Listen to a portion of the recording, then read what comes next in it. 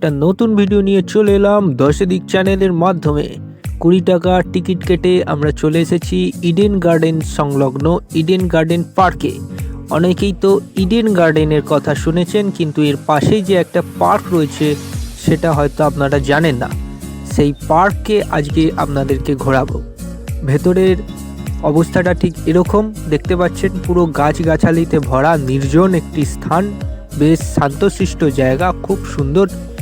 এর ইতিহাস সম্বন্ধেও আজকে আপনাদেরকে জানাবো। আর সামনেই যে বড় হোর্ডিংটা দেখছেন তাতে নানা রকম গাছের নাম সব লেখা আছে। চারিদিকে এই যে বিভিন্ন ধরনের যে সকল গাছ এখানে রয়েছে সেই সকল গাছের নাম এখানে লিখে দেওয়া আছে। আর যে অ্যাম্বিয়েন্স,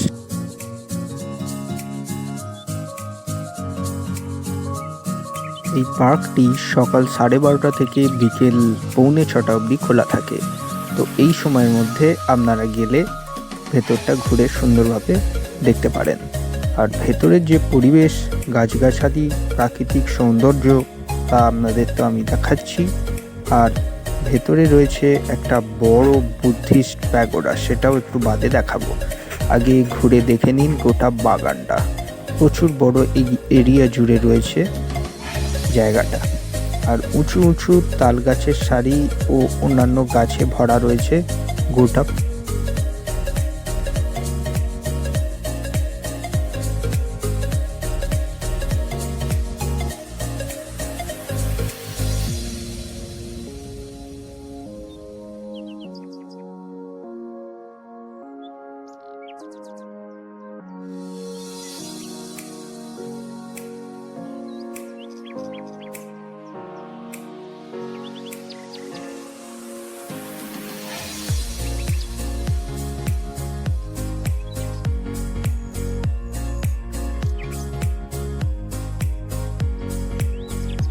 এখানে বাচ্চাদের খেলার জায়গা থেকে শুরু করে বিভিন্ন সুন্দর জিনিস নানাভাবে সাজানো রয়েছে। আর বাগানটা এখনো পরিচর্যার কাজ চলছে। উঁচু উঁচু তাল গাছের সারি তো দেখতেই পাচ্ছেন।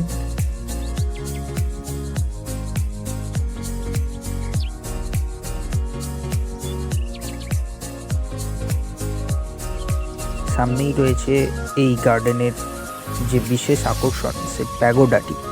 আসুন আমার সাথে চলতে চলতে আপনাদেরকে প্যাগোডার কিছু ঐতিহাসিক কথা আপনাদের সাথে শেয়ার করব।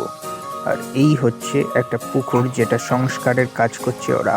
ওই উঁচুতে ইডেন গার্ডেনের যে লাইটটা দেখা যাচ্ছে, দেখাবার চেষ্টা করছি। পানাগুলো সরিয়ে এখানে সংস্কারের কাজ চলছে।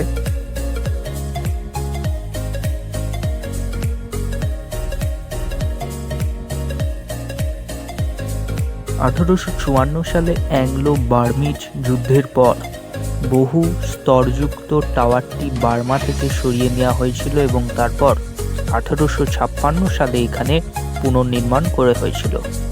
এই সেই সুন্দর প্যাগোডা যেটা দেখতে পাচ্ছ। এই প্যাগোডাটি মায়ানমারের ক্রমেতে নির্মিত হয়েছিল। তখন তাজং স্থাপত্যের একটি নমুনা হিসাবে বার্মা নামে পরিচিত ছিল। প্যাগোডা 1848 থেকে 1856 সাল পর্যন্ত ভারতের গভর্নর জেনারেল লর্ড ডালহৌসি 1853 সালে বার্মা সফর করার পর তাকে ভারতে নিয়ে যাওয়া হয়। 1836 থেকে 1842 সাল পর্যন্ত ভারতের গভর্নর জেনারেল লর্ড অ্যাকল্যান্ড এই আনন্দভূমি অর্থাৎ ইডেন গার্ডেন উদ্যানটি নির্মাণের নির্দেশ দিয়েছিলেন। বাগানটির নামকরণ করা হয়েছে তার বোন এলিমি এবং ফ্যানি ইডেনের নামে।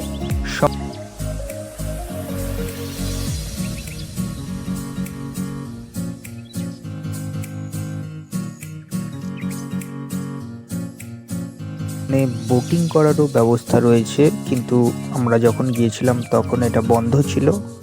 পরে নিশ্চয়ই সংস্কার করে আবার বোটিং করার সুবিধা চালু করে দেওয়া হবে। আর এই হচ্ছে ছোটদের খেলার দোলনা, যেটা আমার চাপার খুব শখ ছিল, তাই একটু চেপে পড়লাম।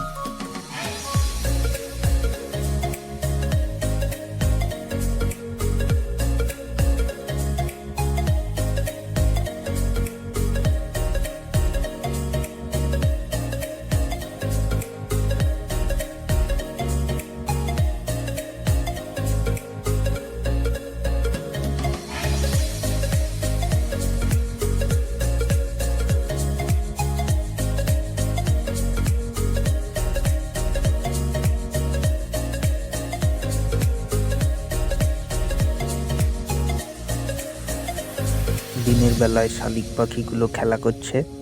দেখুন কত সুন্দরভাবে রোদে, এই শীতকালে গেলে তো আরোই মজা লাগবে। এত সুন্দর বড় মাঠ আছে, আর ওইদিকে একটা কক্ষ করা আছে, এই বিশ্ব বাংলা দিদির লোগো। আর সব থেকে ভালো জায়গা যেটা দেখাবো, এইটা কাগজ ফুলের গাছ। এইখানে ফটো তোলার পক্ষে সব থেকে সুন্দর জায়গা। যারা যারা ফটো তুলতে বেশি আগ্রহী তাদের জন্য এই জায়গাটা বেস্ট হবে। তো আজকের মতো ভিডিওটা এখানেই শেষ হলো।